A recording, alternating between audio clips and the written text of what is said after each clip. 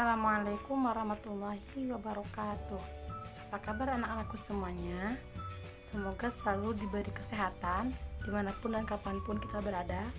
Dan jangan lupa untuk menjaga kesehatan, menjaga kebersihan, karena kondisi yang saat ini tidak memungkinkan kita untuk bertatap muka secara langsung, sehingga ibu akan tetap mengupload video seperti ini untuk memudahkan kalian dalam memahami materi yang akan ibu sampaikan.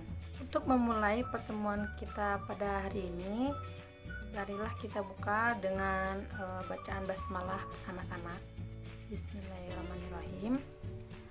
Selanjutnya silahkan kalian untuk mengisi absensi terlebih dahulu. Sudah ibu share link absensinya di grup WhatsApp. Silahkan untuk mengisi terlebih dahulu. Ibu kasih waktu sampai 15 menit. Apabila tidak ada yang mengisi absensi, maka ibu anggap tidak hadir. Dalam kajian geografi, peta ini merupakan ciri utama.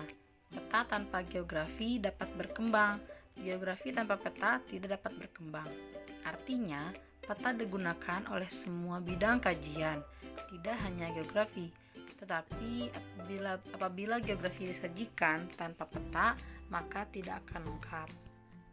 Oleh karena itu, peta ini suatu ciri khas dari geografi ya. Untuk pengertian peta, yaitu merupakan gambaran permukaan bumi yang diperkecil dalam skala tertentu dan dapat dilihat dari atas. Ilmu pengetahuan yang mempelajari tentang peta ini disebut kartografi, sedangkan orang-orang yang ahli dalam bidang perpetaan dinamakan kartograf. Dalam materi peta ini kita akan menemukan beberapa banyak simbol yang digunakan untuk melukiskan keadaan suatu tempat atau menggambarkan suatu bidang tertentu pada peta. Peta ini memberikan banyak informasi tentang keadaan daerah di bumi. Peta juga menunjukkan letak suatu negara, laut, sungai, pegunungan, dan lain-lain. Laut, sungai, danau ini disebut unsur-unsur alami, sementara jalan raya, jalan kereta api, lapangan terbang disebut unsur-unsur buatan manusia. Untuk fungsi dan tujuan peta, yaitu yang pertama, fungsi peta menunjukkan posisi atau lokasi di permukaan bumi. Yang kedua, memperlihatkan ukuran di atas permukaan bumi. Yang ketiga, menggambarkan bentuk-bentuk permukaan bumi, misalnya benua, negara. Yang keempat, yaitu menyajikan data tentang potensi suatu daerah. Selain fungsi, juga ada tujuan peta. Yang pertama yaitu sebagai komunikasi informasi antar ruang. Yang kedua, penyimpan informasi. Yang ketiga, alat suatu pekerjaan, misalnya peta tambang. Yang keempat yaitu analisis data spasial, misalnya perhitungan volume. Peta ini sangat bermanfaat untuk manusia. Manfaatnya dapat kita lihat dari fungsi-fungsi peta. Materi selanjutnya yaitu jenis-jenis peta. Peta ini terbagi menjadi dua jenis. Yang pertama yaitu peta umum, yang kedua yaitu peta khusus. Peta umum yang pertama yaitu ada peta topografi. Peta topografi merupakan peta yang menggambarkan bentuk relief tinggi rendahnya permukaan bumi. Dalam peta topografi dikenal garis kontur atau garis yang menghubungkan daerah dengan ketinggian yang sama. Peta topografi ini termasuk unik ya, karena dalam peta topografi kita akan menemukan apa itu namanya garis kontur. Nah, garis kontur ini merupakan garis yang menggambarkan relief tinggi rendahnya suatu permukaan bumi. Apabila kita lihat dari contoh peta di samping, ada banyak garis. Bisa dilihat garis yang jarang-jarang dan garis yang berdempetan. Nah, bedanya apa itu? Untuk garis yang jarang-jarang itu menandakan bahwasanya permukaan bumi itu permukaannya itu rendah.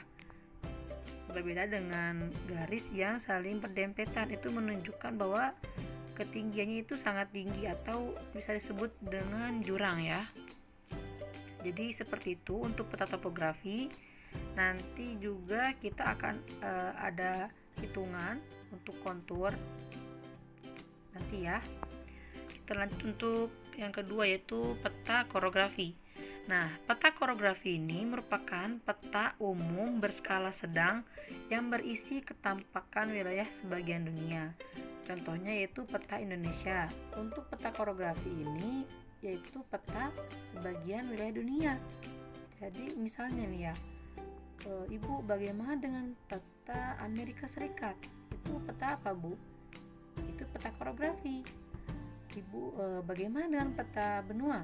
Itu juga peta korografi. Jadi peta korografi ini merupakan peta umum yang menampakkan sebagian wilayah dunia. Yang ketiga, yaitu ada peta geografi atau peta dunia.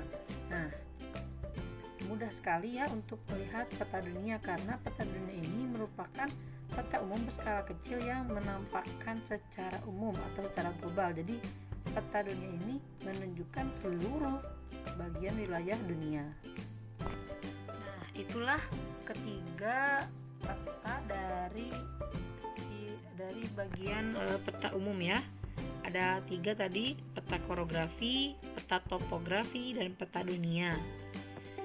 Bisa kalian pahami terlebih dahulu. Apabila ada yang ingin ditanyakan, silahkan tanyakan di ruang grup WhatsApp ya, atau bisa di grup Google Classroom.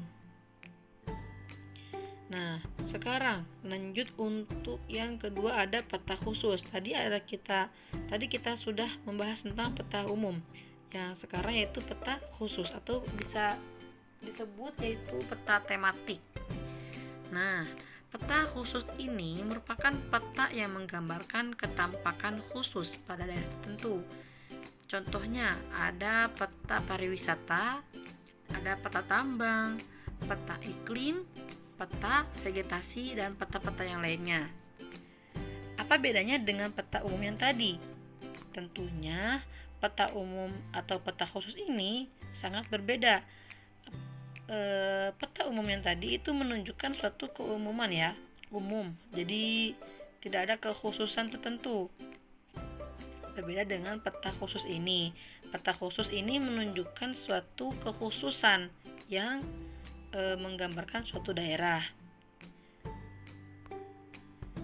Nah, di sini ada contoh peta tematik. Bisa dilihat dari judul petanya, yaitu peta sebaran titik posko banjir. Dari judulnya itu sudah menunjukkan bahwa ini peta khusus untuk sebaran titik posko ya. Nah, seperti ini contoh peta tematik, yaitu peta khusus untuk titik sebaran posko. Juga nanti kita bisa lihat ada banyak contoh-contoh peta tematik, ada banyak ya. Silakan bisa kalian searching di Google untuk contoh-contoh peta tematik. Bagaimana untuk materinya? Mudah kan? Semoga kalian dapat mudah untuk memahaminya. Apabila ada yang ingin tanyakan, silahkan tanyakan di WhatsApp grup, nanti Ibu akan jawab di sana. Baiklah, untuk materi Ibu cukupkan sampai di sini. Kita tutup untuk pertemuan kali ini dengan bacaan hamdalah bersama-sama. Alhamdulillahirabbil alamin. Wassalamualaikum warahmatullahi wabarakatuh.